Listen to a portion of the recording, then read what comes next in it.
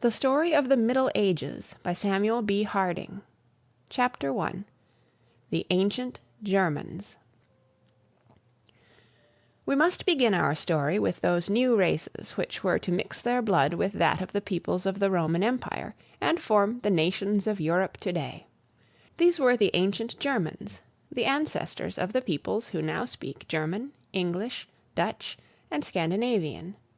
They lived then, as part of their descendants still do, in the lands extending from the North Sea and the Baltic on the north to the Danube River on the south, and from the Rhine on the west to the rivers Elbe and Oder on the east. This region is now one of the most flourishing countries in all the world, with many great cities and millions of inhabitants. At that time it had no cities at all, and but few inhabitants. The people had just begun to settle down and cultivate the soil, where before they had moved from place to place to find fresh pasturage for their flocks and better hunting. The surface of the country was still almost as nature had made it. Gloomy forests stretched for miles and miles, where now there are sunny fields, and wide and treacherous marshes lay where the land now stands firm and solid.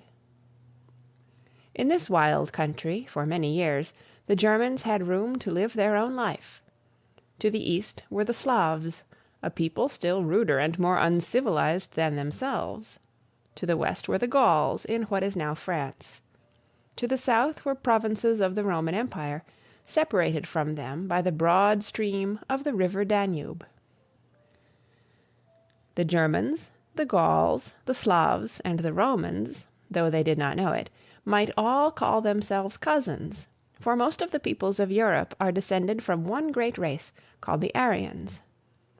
Long before Athens or Rome was built, before the Germans had come into this land, before any nation had begun to keep a written account of its deeds, the forefathers of these peoples dwelt together somewhere in Western Asia or Eastern Europe.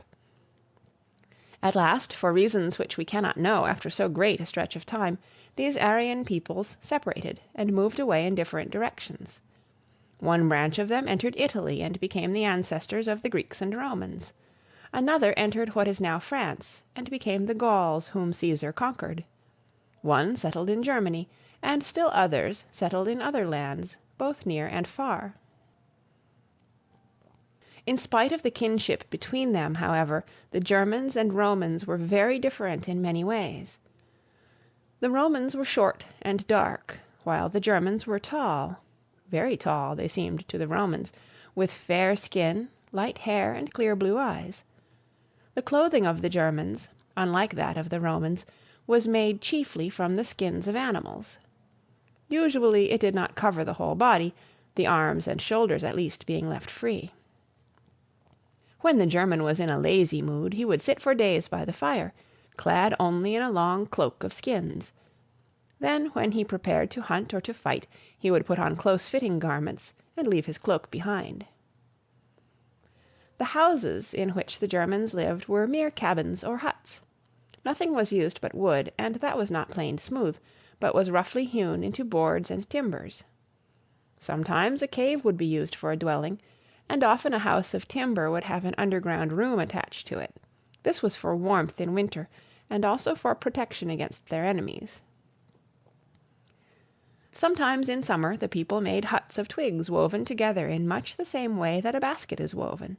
Such houses were very flimsy, but they had the advantage of being easily moved from place to place. Often, too, the house sheltered not only the family, but the horses and cattle as well, all living under one roof. One can imagine that this was not a very healthful plan. The Germans gained their living partly from hunting and partly from tilling the soil. They also depended a great deal upon their herds and flocks for meat as well as for milk and the foods which they made from milk. The Germans paid great respect to their women, and the latter could often by their reproaches stop the men when defeated and in flight, and encourage them to do battle again. Nevertheless, the care of the cattle and the tilling of the soil, as well as the housework, fell chiefly to the women. The men preferred to hunt or to fight, and when not doing either would probably be found by the fire sleeping or idling away their time in games of chance. Most of the occupations of which we now see so much were not known to them. There was hardly any trading either among themselves or with other nations. Each family made its own things, and made very little more than it needed for its own use. The women spun and wove linen and other cloth, tanned leather, made soap, which the Greeks and Romans did not know, and a few other things. But all this was only for use in their own families. There were no trading places, and almost no commerce, except in a few things such as skins and the amber of the Baltic Sea. One occupation, however, was considered good enough for any man to follow.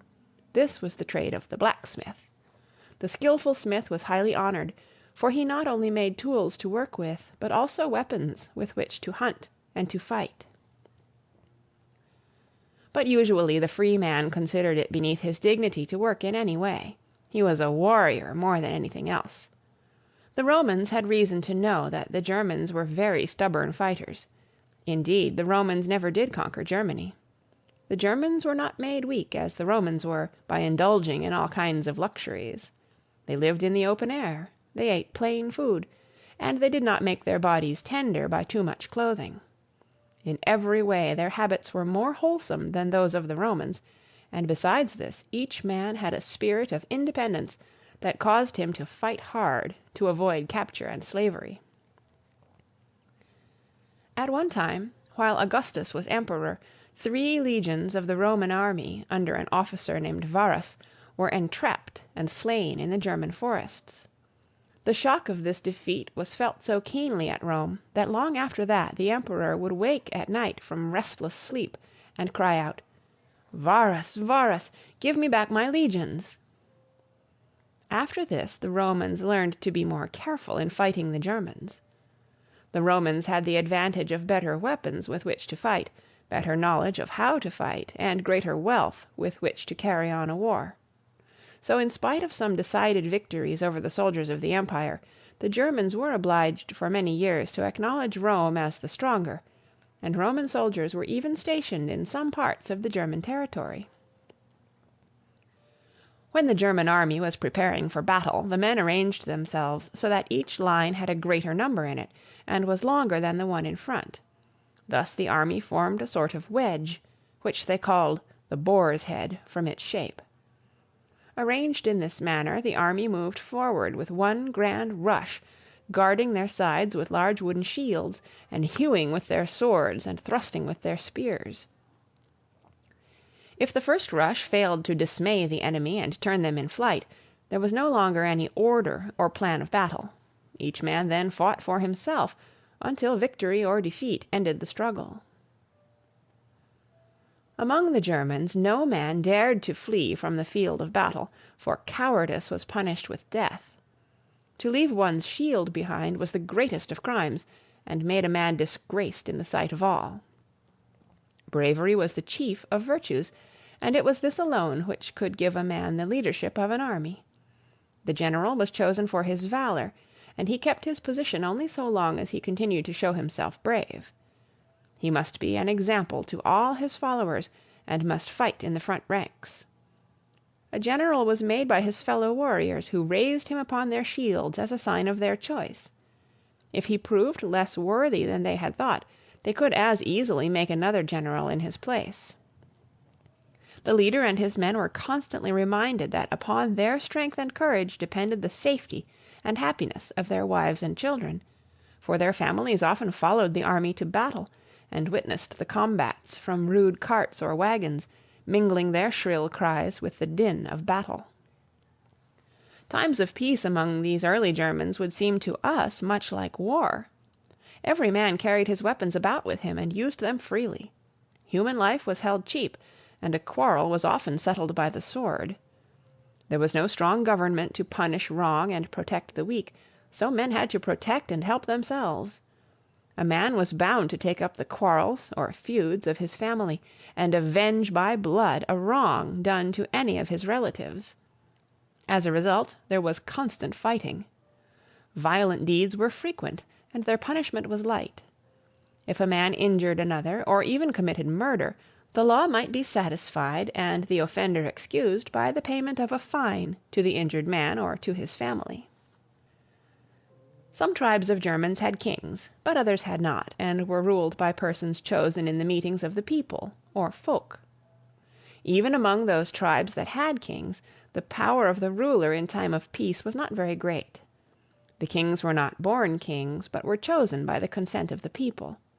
Some few families, because they had greater wealth or for some other reason, were looked upon with such respect that they were considered noble, and kings were chosen from among their number.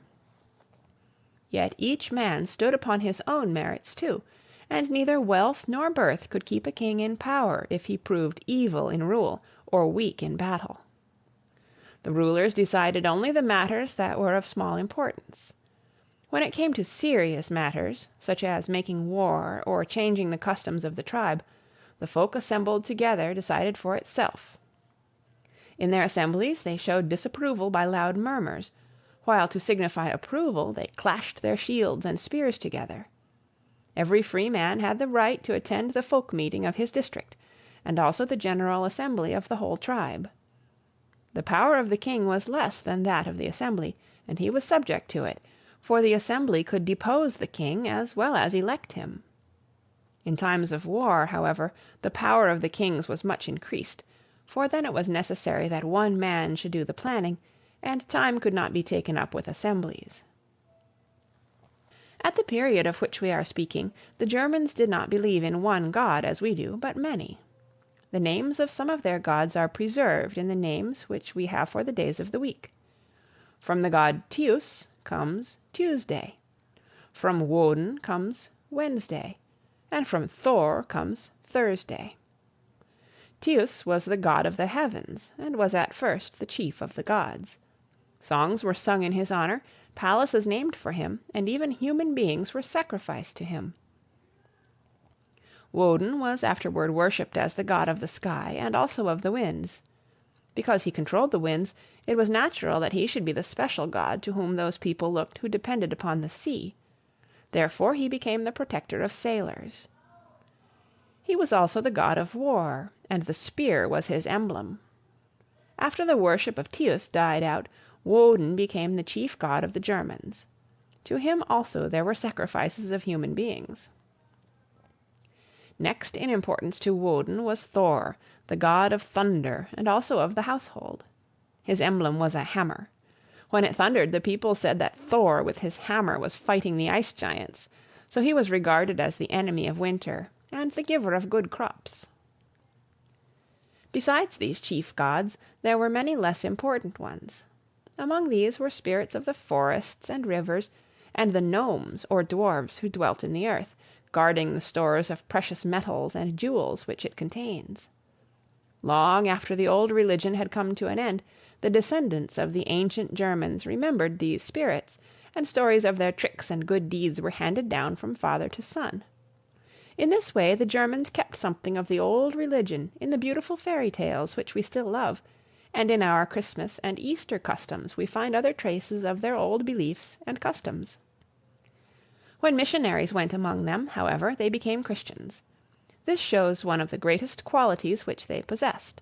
They were willing and able to learn from other peoples, and to change their customs to suit new circumstances. Other races, like the American Indians, who did not learn so readily, have declined and died away when they have been brought in contact with a higher civilization. But the Germans could learn from the Greeks and the Romans, so they grew from a rude, half-barbarous people into great and civilized nations.